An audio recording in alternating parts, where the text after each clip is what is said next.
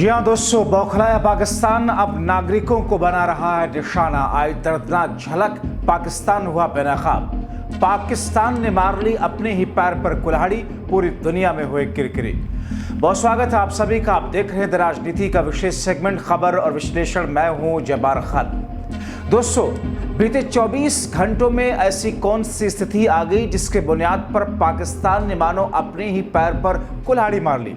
पाकिस्तान लगातार भारतीय सिविलियंस पर अटैक करने लगा।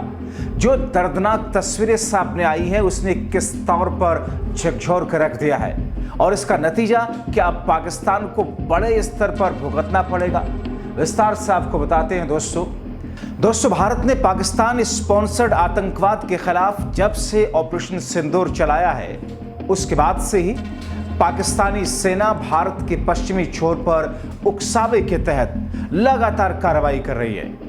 पाकिस्तानी सेना पिछले 3 दिन से हर शाम जम्मू कश्मीर से लेकर के गुजरात तक ड्रोन अटैक कर रही है। जम्मू कश्मीर में LOC से सटे हुए इलाके में लगातार मोर्टार दागे जा रहे हैं। पाकिस्तान अब इतनी शर्मिंदगी पर उतर आया कि वो अब आम लोगों को निशाना बना रहा है और सिविल इलाके में शेलिंग कर रहा है। 10 मई की सुबह पाकिस्तानी सेना की ओर से जम्मू कश्मीर के राजौरी में लगातार फायरिंग की गई। इस फायरिंग मोर्टार दागने में पाकिस्तान के कई आम लोगों के घरों को पाकिस्तान ने निशाना बनाया। इस शेलिंग में राजौरी के एडिशनल DC राजौरी राजकुमार थापा की मौत हो गई। उनके घर पर मातम छाया हुआ है और इस घटना से राजौरी के एक और घर में मोर्टार दागा गया, जिसकी वजह से बड़ा नुकसान हुआ। 2 मंजिला मकान पर लगे मोर्टार से आधे से ज्यादा घर तबाह हो गया।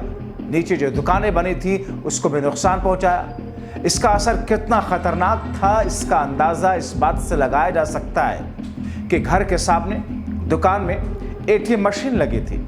उस दुकान का शीशा किस तरीके से टूटा, वो कितना क्षतिग्रस्त हुई मशीन, दोस्तों आप देख सकते हैं। पाकिस्तान हमले के पीड़ित बताते हैं कि पाकिस्तान की तरफ से दागे जा रहे गोले, शेल, जिससे भारी नुकसान हो रहा। उस समय शेलिंग सुबह करीब 4:30 बजे के आसपास जहां पर ब्लास्ट हुआ, वो बताते हैं कि लोग घबराए हुए थे। समझ में नहीं आया कि ब्लास्ट हुआ है कहाँ। वो बताते हैं कि हमारे घर पर आसपास हुआ या हमारे घर के ऊपर। हमारी जान तो बच गई, वो कहते हैं, लेकिन नुकसान बहुत हुआ। हम अमन चाहते हैं, क्योंकि इससे इस सिविलियन का ही नुकसान हुआ। हमारे पास रहने का ठिकाना नहीं।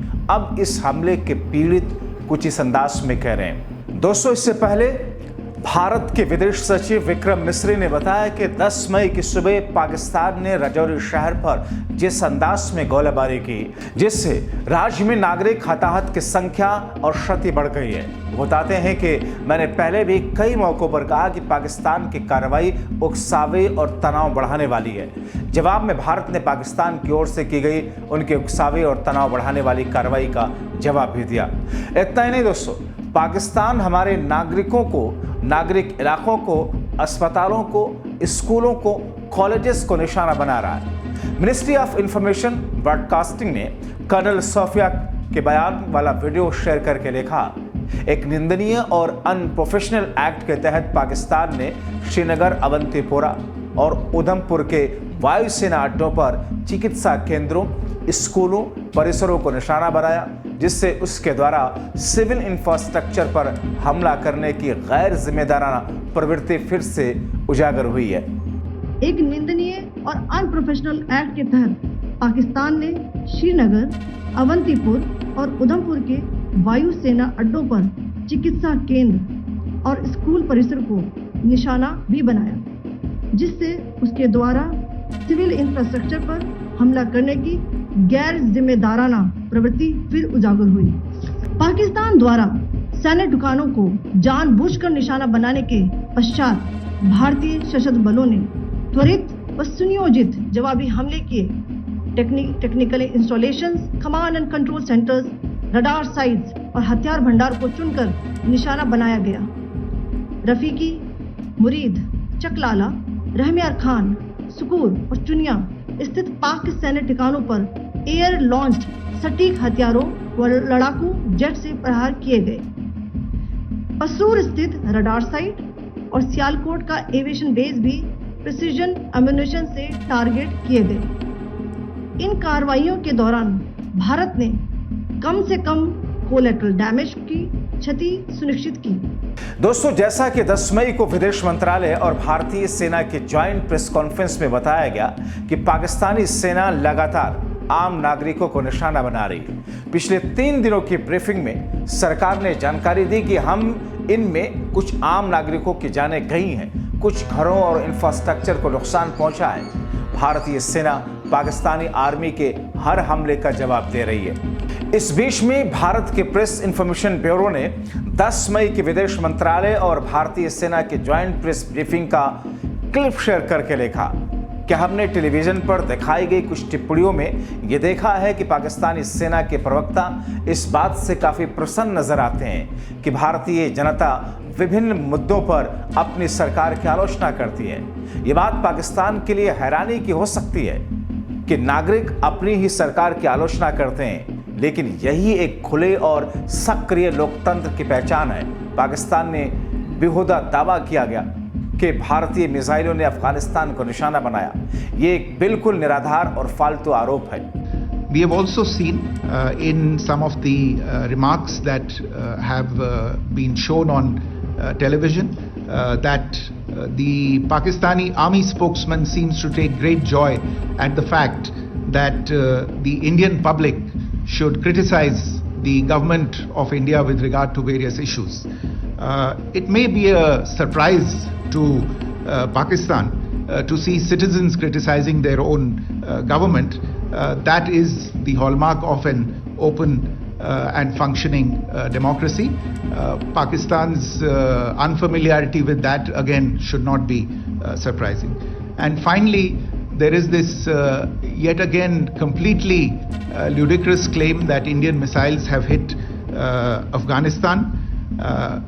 Totally frivolous allegation, and I only want to point out that Afghan people don't need to be reminded about which country it is that has on multiple occasions in just the last 1.5 years targeted civilian populations and civilian infrastructure in Afghanistan.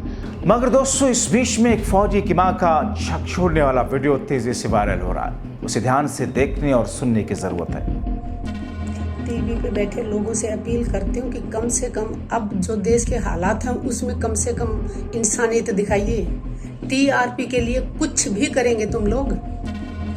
कोई picture का dialogue मार रहा है क्या? Border पे कोई computer से में लड़ाई चल रही है क्या?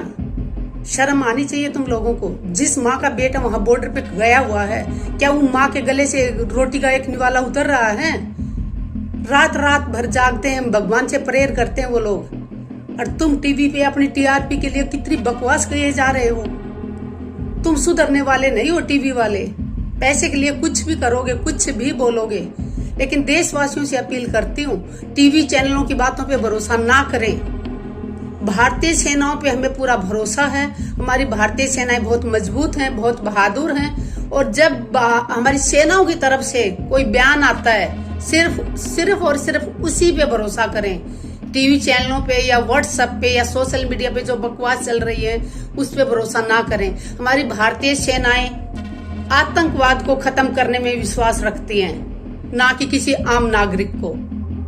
जय जवान, जय किसान, जय हिंद। अब एक ऐसी स्थिति कि जब पूरी दुनिया के अंदर विश्व के पटल पर पाकिस्तान की न सिर्फ किरकिरी हो रही है, बल्कि पाकिस्तान की तरफ दुनिया के अलग अलग हिस्सों से उंगलियां उठ रही हैं कि पाकिस्तान ने उन तमाम जंग की नैतिकता को भी साइड पर रख करके, जबकि अभी आधिकारिक तौर पर ऑफिशियली जंग का ऐलान नहीं हुआ, और ऐसे में पाकिस्तान जिस तरीके से हमारे सिविलियन पर अटैक कर रहा है, रिहायशी इलाकों पर अटैक कर रहा है, जिस तरह अस्पतालों को निशाना बना रहा है, जिस तरीके से स्कूलों को निशाना बना रहा है, उससे पूरी दुनिया में न सिर्फ उसकी थू-थू हो रही है, बल्कि अब 10 मई को जिस तरीके से भारतीय सेना और विदेश मंत्रालय के ज्वाइंट प्रेस कॉन्फ्रेंस की गई, उससे इस बात के संकेत लगते हैं उन बयानों से कि आगे आने वाली जो रात है उसमें पाकिस्तान को बड़ा हमला झेलने के लिए तैयार रहना होगा।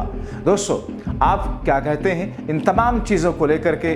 पाकिस्तान की अनैतिक और आपराधिक इस गतिविधि को लेकर के अपनी राय कमेंट बॉक्स में जरूर लिखें। अभी के लिए इतना ही। जागरूक रहें, दूसरों को भी जागरूक करें।